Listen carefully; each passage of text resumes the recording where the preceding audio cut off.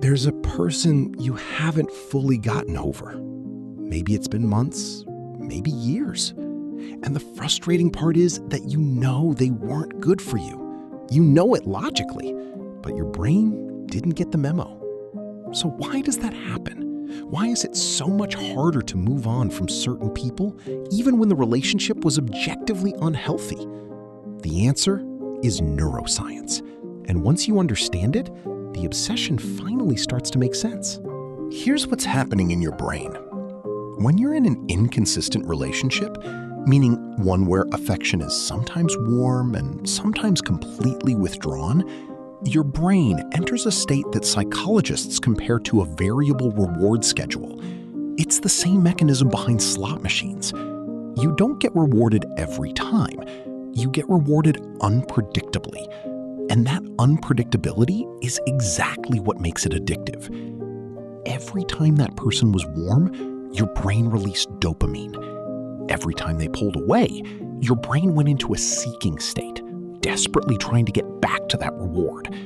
And that cycle, repeated enough times, creates a neurological attachment that feels almost identical to addiction.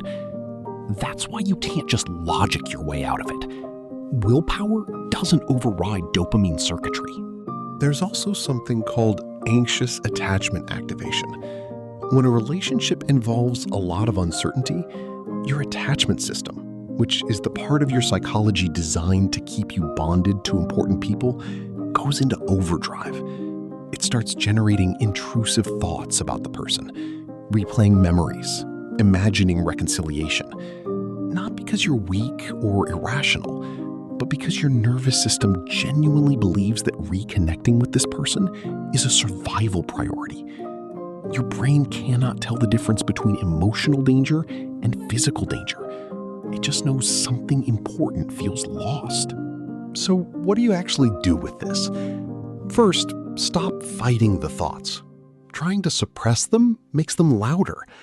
Research on thought suppression consistently shows that the more you try not to think about something, the more your brain prioritizes it. Acknowledge the thought, then redirect your attention deliberately. Second, reduce the neurological reinforcement. Every time you check their profile, reread old messages, or imagine scenarios where things work out, you are feeding the dopamine loop. Not because you want to, but because your brain is still chasing the reward. Cutting those inputs is not about being cold. It's about starving the cycle.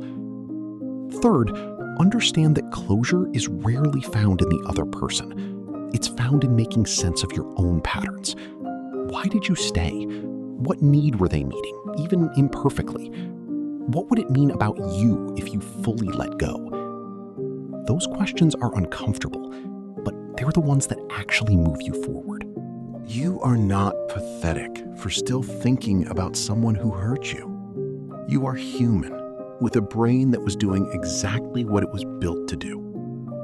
The work is not to stop feeling. It's to understand what you're feeling well enough that it loses its grip on you.